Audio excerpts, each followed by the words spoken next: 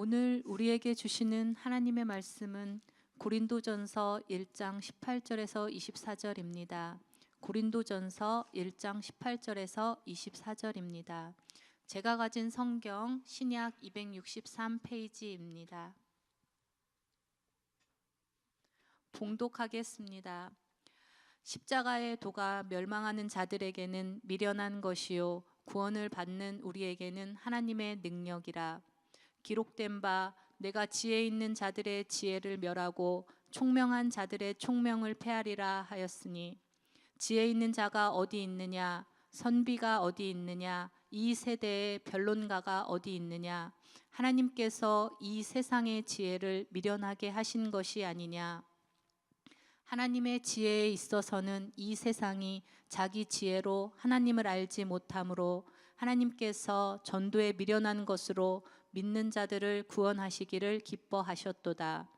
유대인은 표적을 구하고 헬라인은 지혜를 찾으나 우리는 십자가에 못 박힌 그리스도를 전하니 유대인에게는 거리끼는 것이요 이방인에게는 미련한 것이로되, 오직 부르심을 받은 자들에게는 유대인이나 헬라인이나 그리스도는 하나님의 능력이요 하나님의 지혜니라.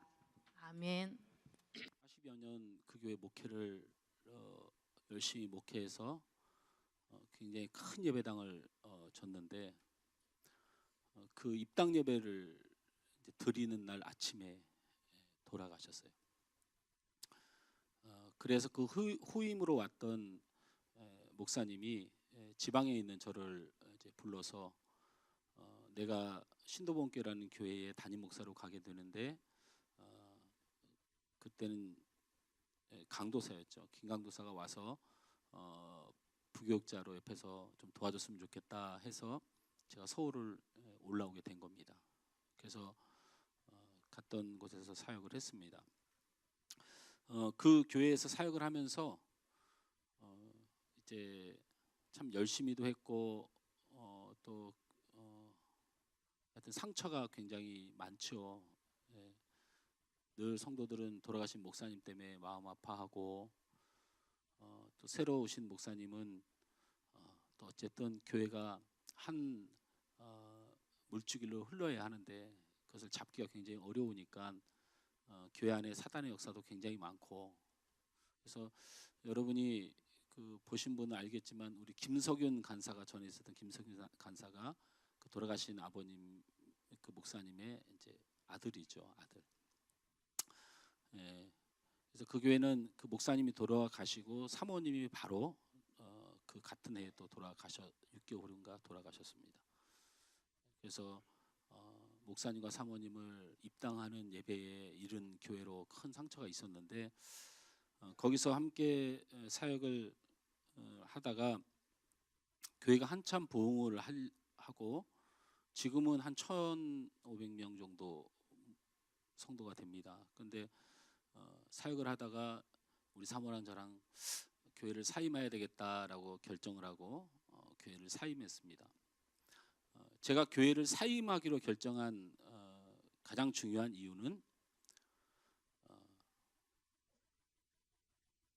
수요 기도회, 금요 기도회, 새벽 기도회를 없애려고 하는 시도 때문에, 제가 담임 목사님 뭐 목회 방침에 제가 뭐 그걸 반대하네 뭐하네 할 수 있습니까? 그래서 사임을 했습니다. 그래서 그 교회는 지금도 주일 예배 한 번 딱 드립니다. 그리고 신약은 거의 하지 않고요, 구약 성경만을 가지고 거의 진행을 합니다.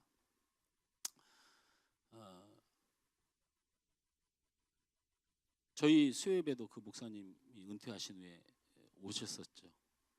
그리고 우리 하서학동에 그분 손녀가 지금 손주들이 다니고 있고, 그래서 그 목사님은 지금도 저를 보면 미안해하면서도 굉장히 다른 신학 사상 때문에 서로 갈등을 좀 합니다.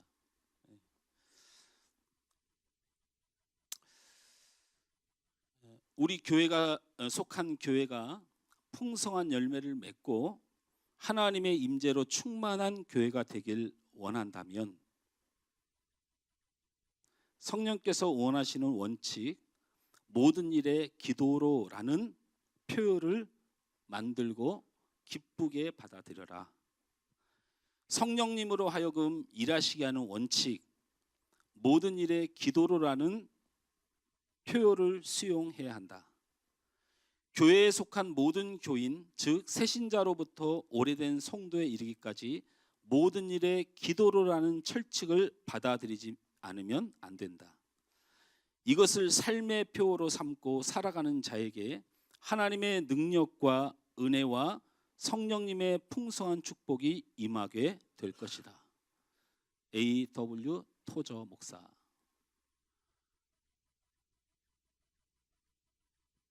우리 교회는 VIP를 위한 30일 작정 기도를 하고 있고 고난주간 특별 새벽 기도를 한 주간 하고 있습니다.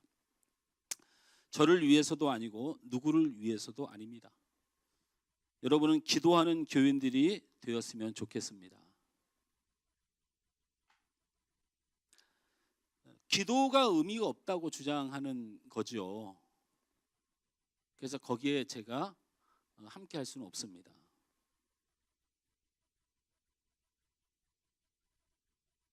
혹시 이 자리에 앉아 계시는데 기도가 의미가 없다고 생각하시면 빨리 저희 교회를 떠나셔야 돼요. 기도를 못해 죄송한 성도는 있을지라도 기도하지 않아도 된다는 성도는 있을 수가 없습니다. 얘기가 완전히 다른 얘기인 거죠. 기도하지 않는 사람이 성도라는 직분을 가지는 것을 저는 들어본 적도 없습니다. 다시 말하지만 기도하지 못한 죄송함은 있지만 기도가 필요 없다고 생각하는 사람이 있다는 것은 제 목회 현장에 있을 수는 없습니다.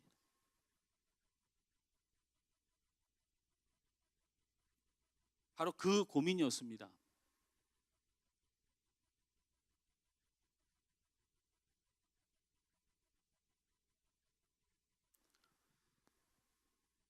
성경은 이 기도가 하나님이 일하시는 힘이라고 성경 우리에게 가르칩니다.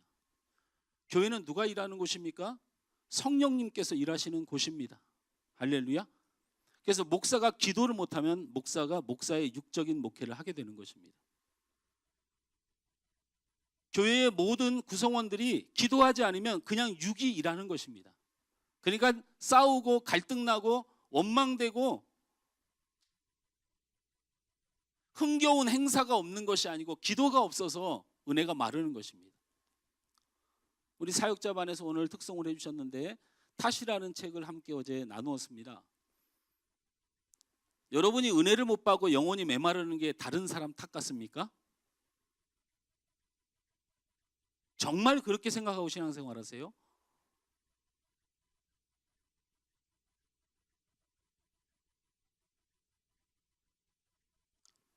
저는 우리 성도들이 기도하는 성도들이 되시길 간절히 원합니다. 기도하는 성도들 되시길 간절히 원합니다. 오늘은 종료주일이면서 성례주일입니다. 예수님의 성찬과 그 십자가의 의미를 묵상하면서 말씀을 나누고 은혜를 누렸으면 좋겠습니다. 성찬에 있어서 중요한 의미를 가지는 것이 있습니다. 오늘 읽은 고린도 서에도 기록이 되어 있지만 마태복음 26장 26절에서 28절에 예수님은 성찬을 하시면서 이렇게 말씀하셨습니다.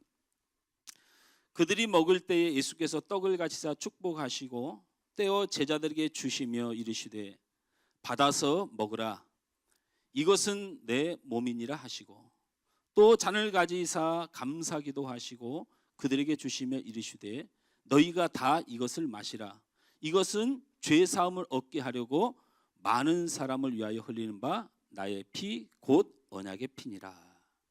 할렐루야.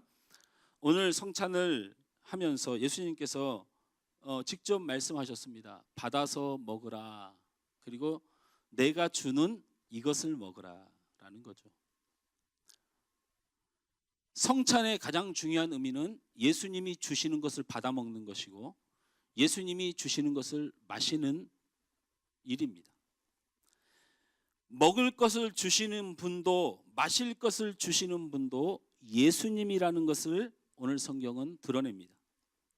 우리가 먹고 마심으로 생명을 얻는 것인데 바로 먹고 마시는 것을 주시는 분, 곧 우리에게 생명을 주시는 분은 예수님이다라는 성경의 뜻을 우리에게 보이십니다.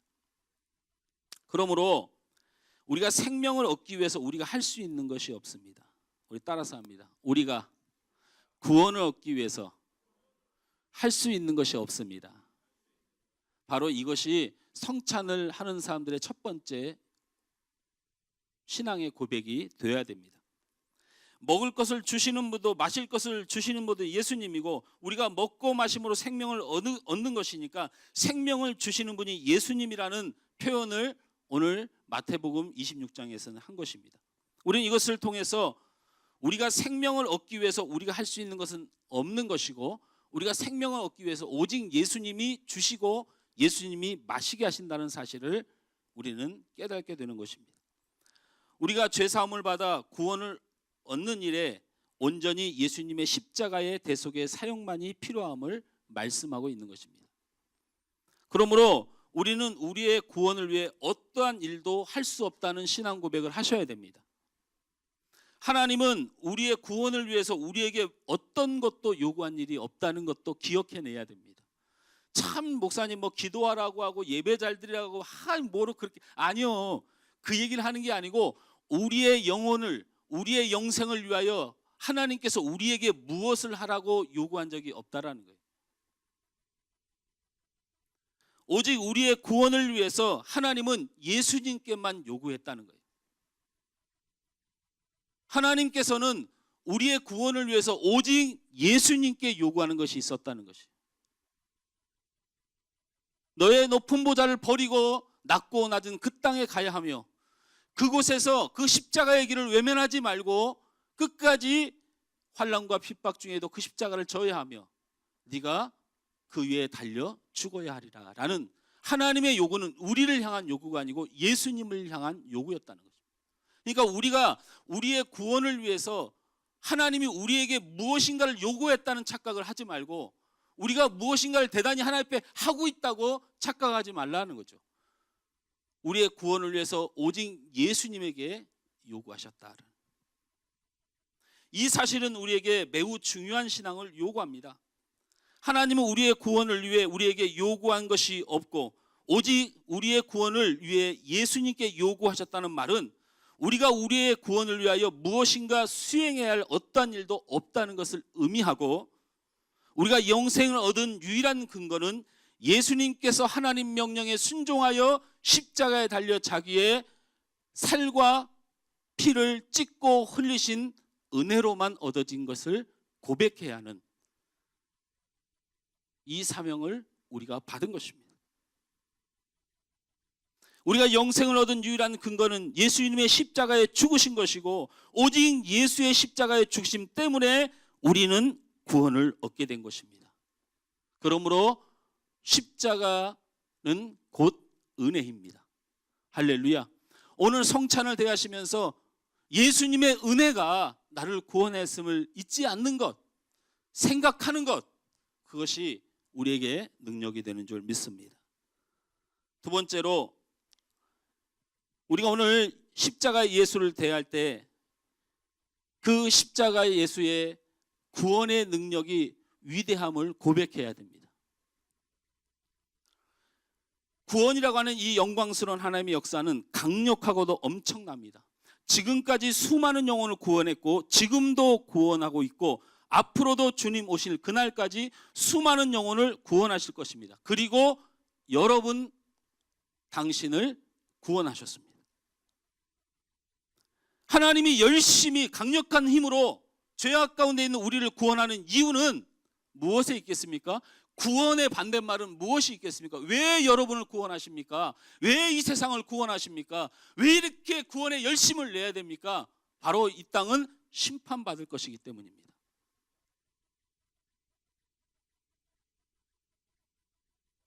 심판받을 세상에서 여러분을 구원하신 그 예수님의 은혜가 우리에게 있는 것입니다. 19절에서 20절 말씀을 우리 함께 읽습니다. 오늘 성경 본문 19절 20절 말씀을 함께 읽습니다.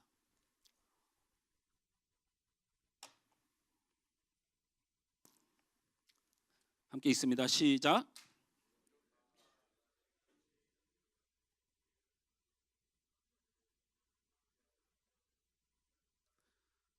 지혜 있는 자가 어디 있느냐? 선비가 어디 있느냐? 이 세대의 변론가가 어디 있느냐? 하나님께서 이 세상의 지혜를 미련하게 하신 것이 아니냐? 세상의 지혜와 총명을 패하신다 했습니다. 여러분, 이 말씀을 정말 두렵고 떨림으로 꼭 받으셔야 됩니다. 그냥 성경에서 우리에게 하신 말씀을 그냥 편하게 우리가 해석을 하면 이렇습니다. 지혜가 어디 있느냐? 옳은 것이 어디 있느냐? 선한 것이 어디 있느냐? 이 세상이 바로 세워져 가기 위하여 계획을 세우는 사람이 무슨 의미가 있느냐? 하나님은 그 모든 것을 폐하시겠다라는, 심판하시겠다라는 거죠. 이 말을 우리가 서로 이 시대를 살고 있는 우리가 이것을 잘 이해할 수 있도록 제가 바꾸어서 말씀을 드립니다. 이 세상은 세상의 영원함과 세상의 평안함을 위해 열심히 일합니다. 세상은 안녕과 번영을 위해 노력하고 있다고 말할 수 있습니다. 그러나 그날이 오면, 하나님께서 심판하실 날이 오면 안녕과 번영을 위해 노력하여 쌓았던 그 문제 때문에, 그 안녕과 번영이, 그 문제 때문에 나라가 나라, 민족과 민족이 싸움이 나고, 작게는 이웃과 이웃이, 부부가, 형제가 갈등하게 될 것입니다. 안녕과 번영을 얻기 위하여 만들었던 모든 것은 우상이 되어, 그 우상이 없으면 무너질 평안을 지키기 위하여 그 우상 때문에 세상은 파괴될 것입니다. 그 우상의 힘은 강력할 것이며, 우상을 향한 하나님의 심판은 엄청난 파괴를 가져올 것이고, 여러분이 생각하고 선하고 옳은 가치라고 하는 모든 것들은 파괴되고 무너질 것입니다. 세상엔 선한 것이 없다고 성경은 분명히 말했고, 오늘 성경은 세상에 어떤 옳은 것이 있으며, 세상에 어떤 선비가 있으며, 세상에 어떤 옳은 가치가 있느냐, 그 모든 것은 심판받을 것이라고 말씀하셨습니다.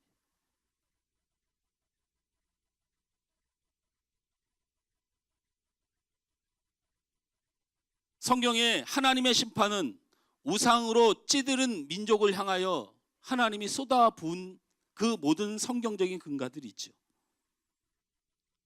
오늘 성경은 우리에게 그것을 깨달아야 한다고 말을 하고 있습니다. 그러나 21절을 우리 함께 읽습니다. 21절 시작. 하나님의 지혜에 있어서는 이 세상이 자기 지혜로 하나님을 알지 못하므로 하나님께서 전도에 미련한 것으로 믿는 자들을 구원하시기를 기뻐하셨도다. 할렐루야. 바로 그런 심판받을 세상이고 의로운 것이 없는 세상이고, 여러분이 믿고 의지하는 그 우상들은 쌓여져 갑니다. 그러나 그 모든 것들은 하나님보다 더 사랑하는 일 때문에, 하나님보다 더 우선시하는 일 때문에, 하나님보다 더 높이는 일 때문에 그 모든 것들은 우상이 될 것입니다. 우리 가정의 행복을 위하여 남의 가정은 의미가 없는 세상은 반드시 올 것이고, 내 가는 인생길에 방해가 되고 불편하게 하는 모든 것들은 나와 원수가 될 것이고, 그것이 우리 가정과 우리 사회를 넘어서 세계를 향할 것이고, 온 땅은 그 잘 살고 싶고 번영과 번영을 위하여 애쓰는 모든 것들이 우상이 되어서 결국은 그 우상 때문에 큰 세상의 마지막을 맞이하게 될 것이라는 것이 성경의 예언입니다. 그러나 이 땅에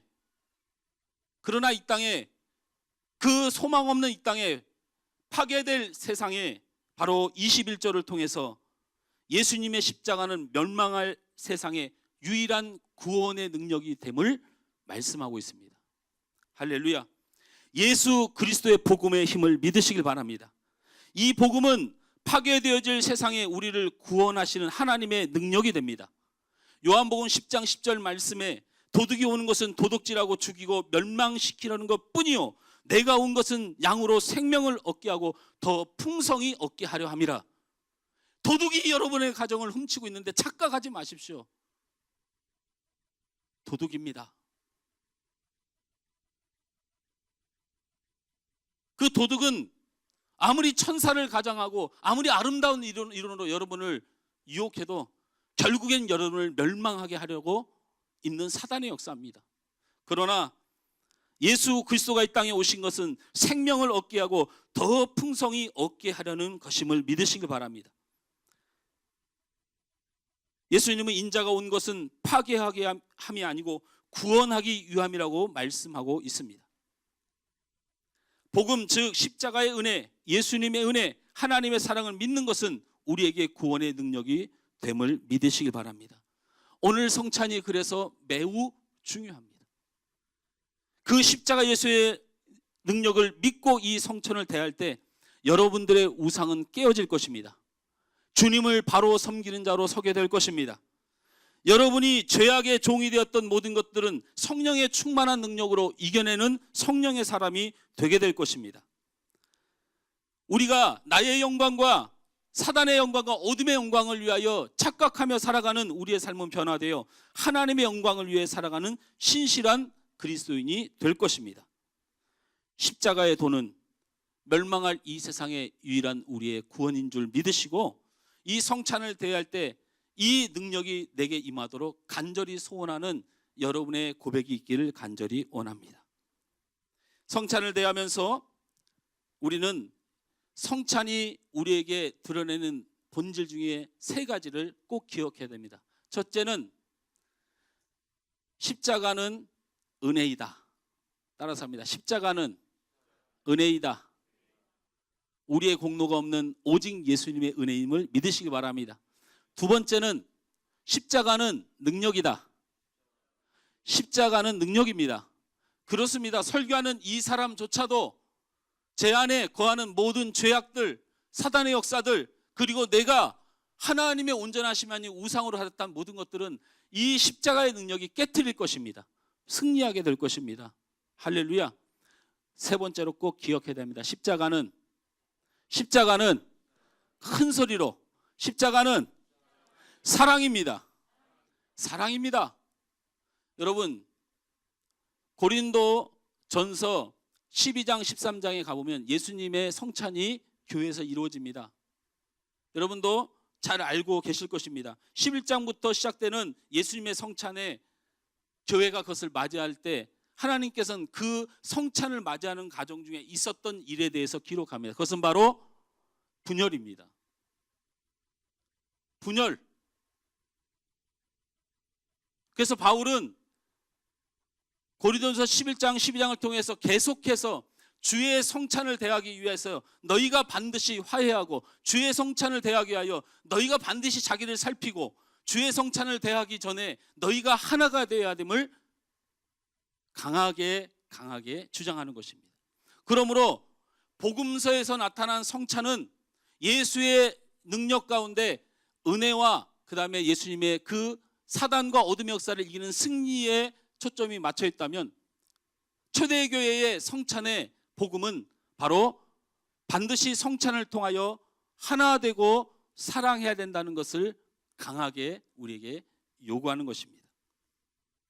오늘 말씀을 한번 읽어보시죠. 그동안에 우리가 읽으면서 이게 무슨 말일까 하고 지나갔던 말씀이 여러분 안에 보여지고 들려지길 주님으로 간절히 원합니다. 22절부터 24절 말씀을 함께 읽습니다. 시작. 유대인은 표적을 구하고 헬라인은 지혜를 찾으나 우리는 십자가에 못 박힌 그리스도를 전하니 유대에게는 꺼리끼는 것이요 이방인에게는 미련한 것이로되 오직 부르심을 받은 자들에게는 유대인이나 헬라인이나 그리스도는 하나님의 능력이요 하나님의 지혜니라. 저를 보십시오. 그러니 사랑입니다. 왜 그렇습니까? 오늘 본문의 성경은 22절과 24절 통하여 우리에게 무엇을 말씀하고 있습니까? 이런 얘기를 하는 겁니다. 유대인과 헬라인이 굉장히 하나가 될 수 없는 차이를 가지고 있다. 그것은 왜 그러냐면 유대인은 원래 표적을 구하는 삶을 사는 사람들이고 헬라인은 원래 지혜를 구하는 사람들의 삶을 사는 사람들이다.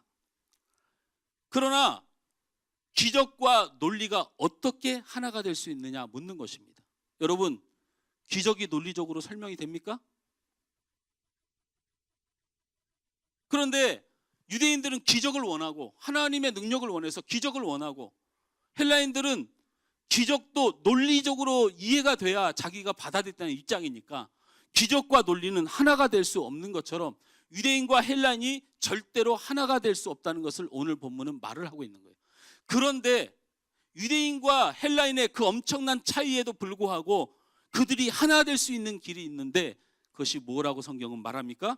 24절에 오직 부르심을 받은 자들에게는 유대인이나 헬라인이나 그리스도는 하나님의 능력이요. 할렐루야. 유대인의 그 엄청난 고집, 그리고 그 헬라인의 그 잘난 맛, 그것이 절대로 하나가 될 수 없지만 예수를 믿고 예수 안에 온 자들은 그렇게 달라도, 서로 생각이 달라도, 환경이 달라도 그들은 그리스도를 붙들고 하나님의 은혜를 아는 자로서 충분히 하나가 될 수 있는 능력을 얻게 된다. 할렐루야. 그것이 바로 성찬의 핵심입니다.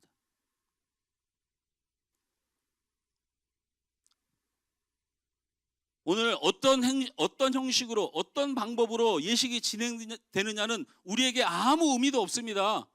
제가 다시 말씀드리지만 여기에 카스테라를 갖다 놓든, 여기다 막 떡을 갖다 놓든, 뭐 포도주를 갖다 따라 먹든 부어 먹든 마시든, 그건 여러분이 자유대로 하십시오. 그러나 먹고 놀 수는 없습니다. 제가 다시 말씀드리지만 복음주의 성찬은